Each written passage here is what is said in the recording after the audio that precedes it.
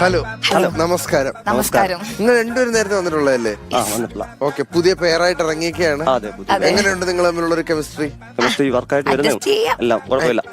നിനക്ക് കുഴപ്പമില്ല, അവിടെ അഡ്ജസ്റ്റ് ചെയ്യാന്നാണ് പറഞ്ഞേക്കുന്നത്. അതെ, അതെനിക്കറിയാം, അവളോട് ചോദിക്കണം.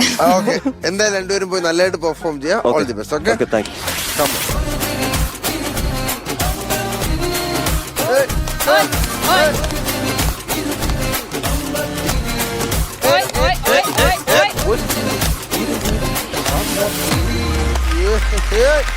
നിങ്ങൾ രണ്ടുപേരും രണ്ട് പേരായിട്ട് വന്നാണോ?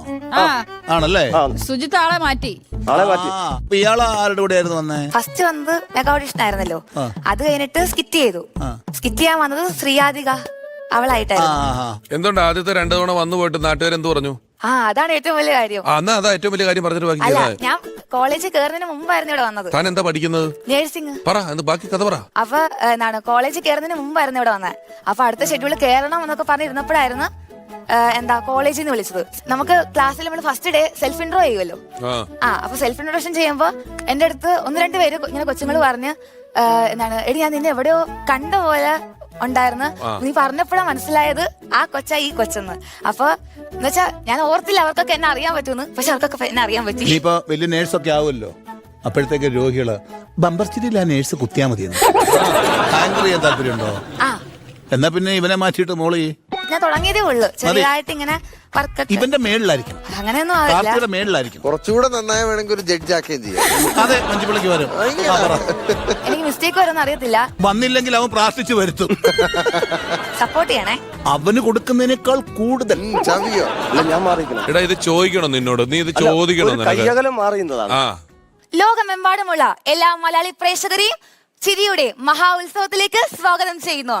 This is Malabar gold and diamonds ഒരു ചിരി ഇരു ചിരി ബമ്പർ ചിരി, കോപ്പൗട്ട് ബൈ Q17 വിലി white toothpaste, MyG future and Amruthaveni hair oils.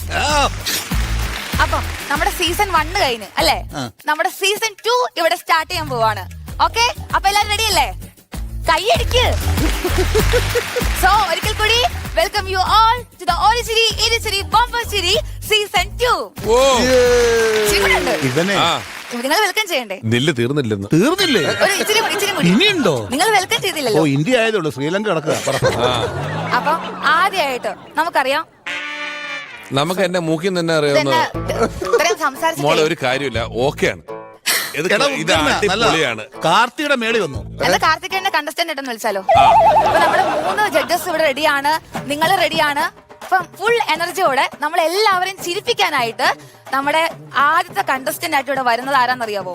ഒരു യൂട്യൂബർ ആണ്, ഒരു ബ്ലോഗർ ആണ്, ഒരു ആങ്കർ ആണ്, നമ്മുടെ കാർത്തിക് സൂര്യ ആണ്. So welcome Karthik Surya on to the stage.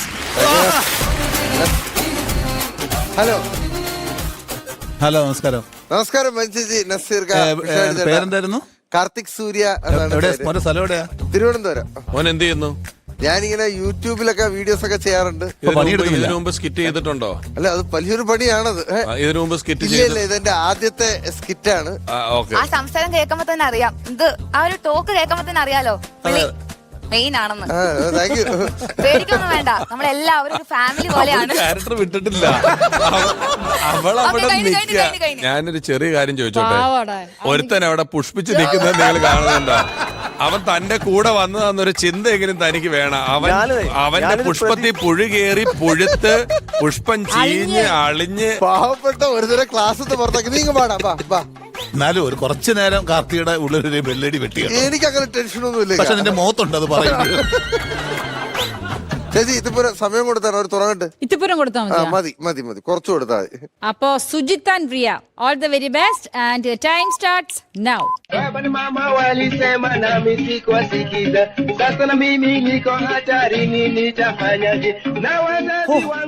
ഗൾഫിൽ നിന്ന് ചൂടാന്ന് പറഞ്ഞോണ്ടാ ഇങ്ങോട്ട് കയറി വന്നേ. ഇവിടെ വന്നപ്പോ അതിനെക്കാട്ടി മൂടിഞ്ഞ ചൂടാണല്ലോ.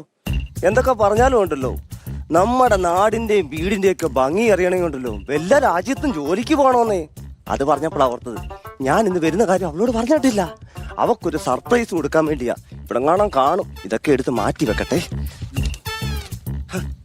എവിടെ പോയി കാണും? അടുക്കള കാണും.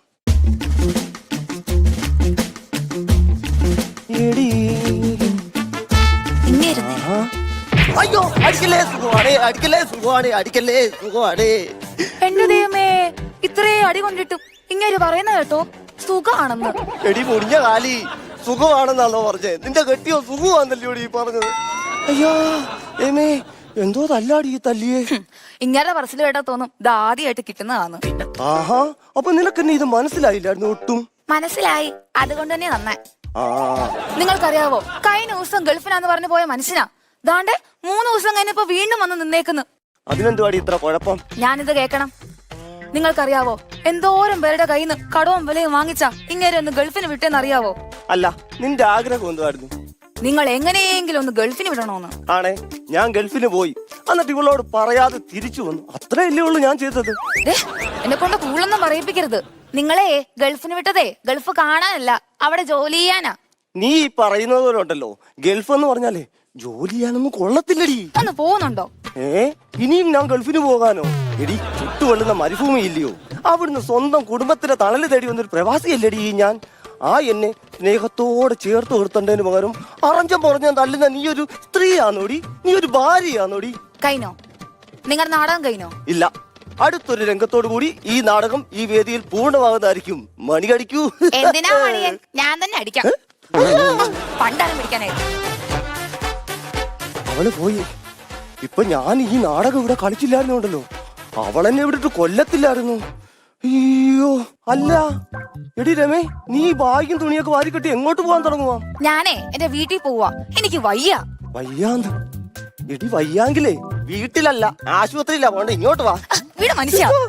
അതല്ല, എനിക്ക് ഇവിടെ നിക്കാൻ പറ്റത്തില്ലെന്നാ പറഞ്ഞേ. ഈ കാര്യത്തിൽ പറഞ്ഞിട്ട് ഞാനിതിനാ നിന്നോട് വഴക്കുണ്ടാക്കുന്നേ. ഞാനിപ്പോ ഗൾഫിൽ നിന്ന് വന്നില്ലയോ, അപ്പൊ ഞാനൊരു സാധനം നിനക്കായിട്ട് കൊണ്ടുവന്നിട്ടുണ്ട്.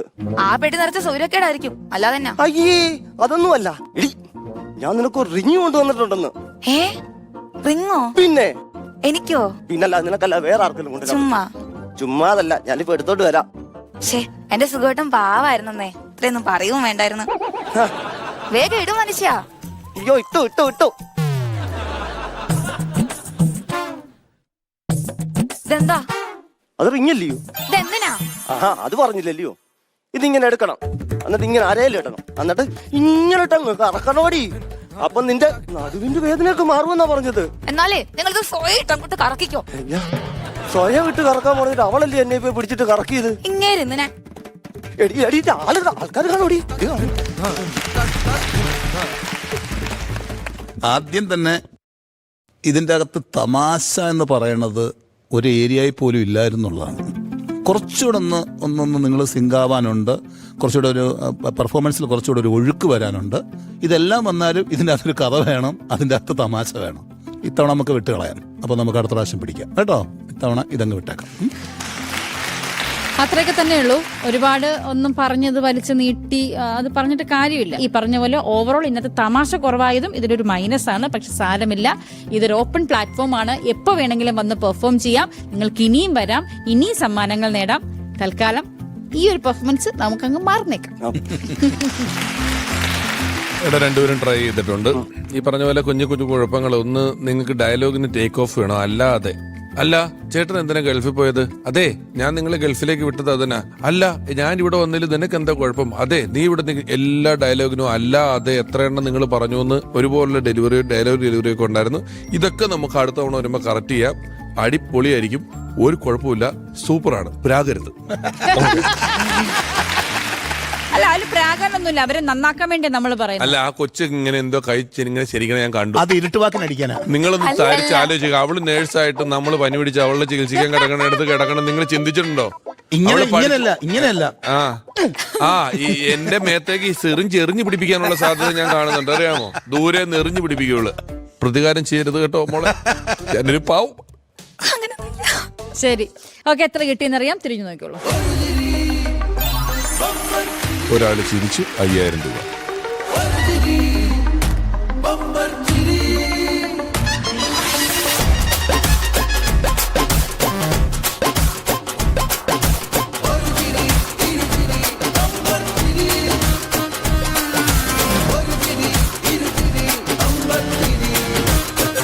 $5000 രൂപ.